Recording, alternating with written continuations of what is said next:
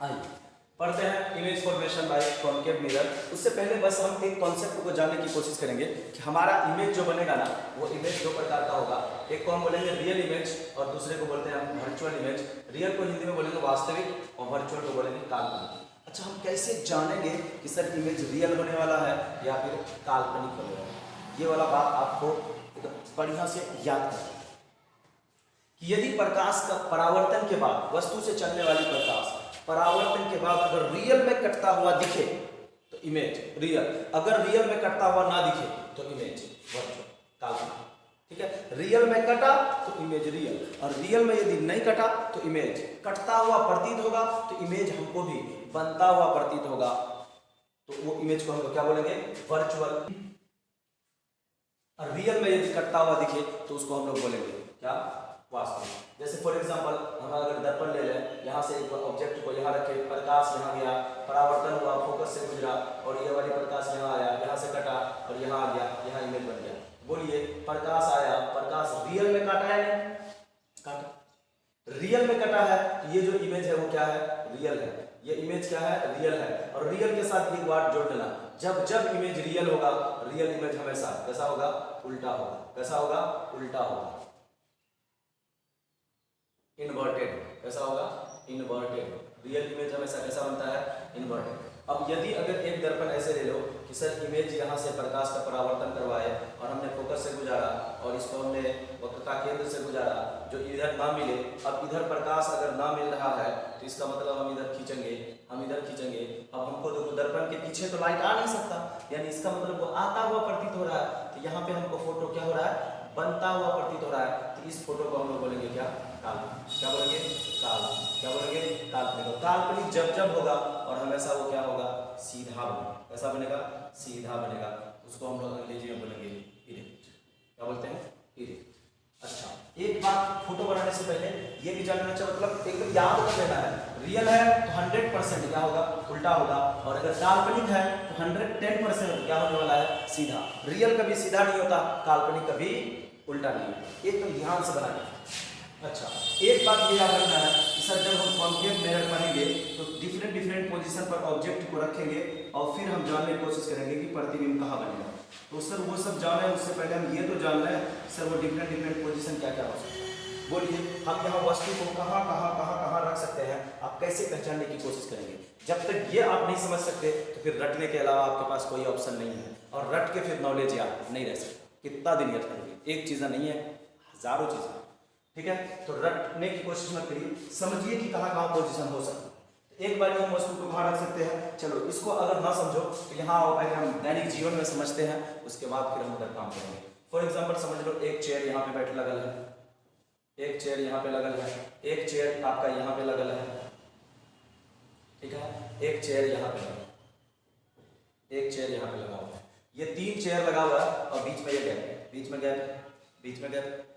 अब आपको अगर बैठना हो तो कितने जगह पे बैठ सकते हैं? हर हाल में बैठना है। तो एक आदमी आएगा वो यहाँ बैठ जाएगा, एक आदमी आएगा वो यहाँ बैठ जाएगा, एक आदमी आएगा वो यहाँ बैठ गया, उसके बाद भी आदमी आ रहा, इसके बाद इधर ऑप्शन नहीं है, इधर ऑप्शन सोच लो, इधर ऑप्शन और नहीं है, आपके पास इसी पर बैठना है। एक तो यहाँ बैठा, एक यहाँ बैठा, एक यहाँ बैठा। और कहाँ बैठ सकता है सर? सर ट्रेन वाली फीलिंग याद करो, ट्रेन का स्लीपर में सर जा रहे हैं और टिकट नहीं है, अपना सीट में सब बैठा हुआ है, रात के सोने के समय सब सो गया, आप कहाँ सोते हैं सर? दोनों सीट के जो नीचे में जो गैप होता है उसके अंदर भी तो आदमी को सोते देखे हो यार, जनरल डब्बा सफर करके देखना, कभी मत करना।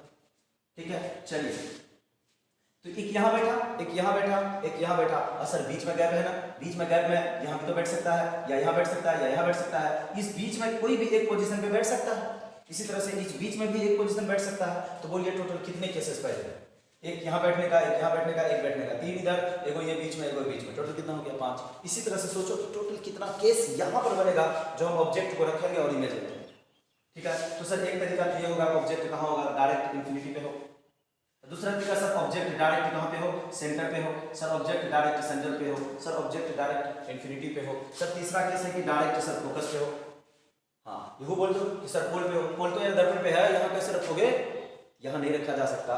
तो चलिए, ये 3 जगह तो डायरेक्ट हुआ। सर अब इसके और इसके बीच में तो जगह है इसके बीच में यहाँ भी हो सकता है, यहाँ भी हो सकता है, यहाँ भी हो सकता है, कोई एक जगह रख दीजिए। तो सर एक बार ऑब्जेक्ट इसके बीच में रहेगा, सर फिर एक बार ऑब्जेक्ट इसके बीच में रहेगा, फिर ऑब्जेक्ट इसके बीच में रहेगा।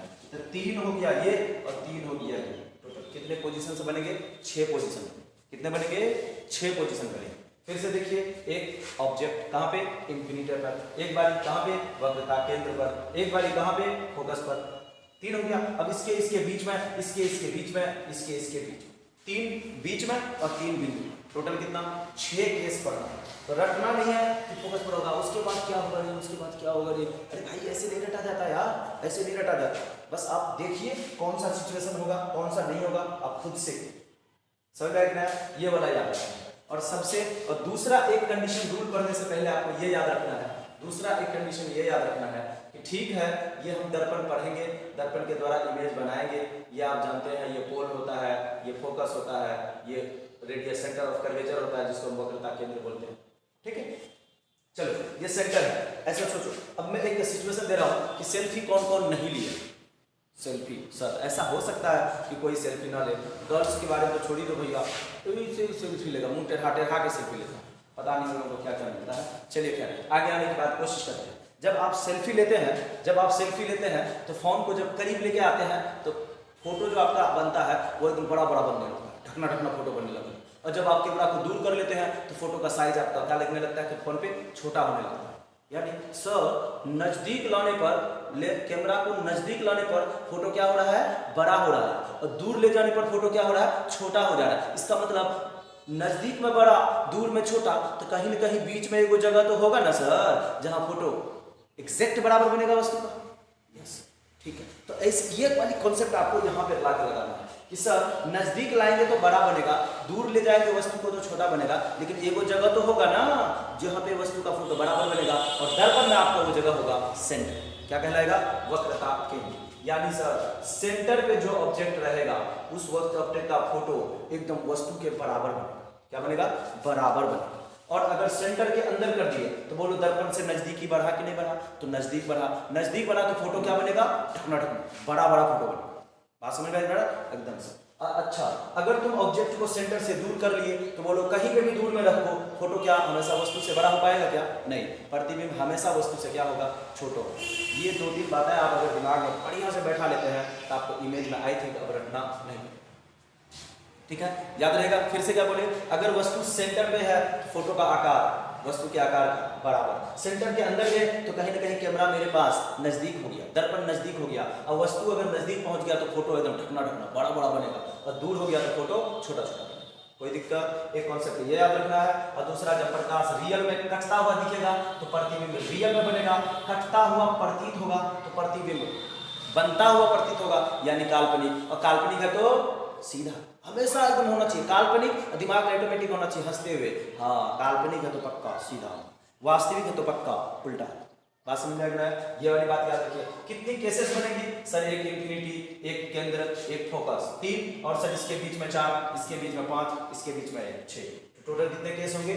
6 होंगे। एक टर्म और आपको जानने की जरूरत होनी चाहिए, एक टर्म और जानने की जरूरत होनी चाहिए। अगर हम उसको भी अगर समझ जाते हैं ना फिर मजा आएगा। एक टर्म होता है क्या?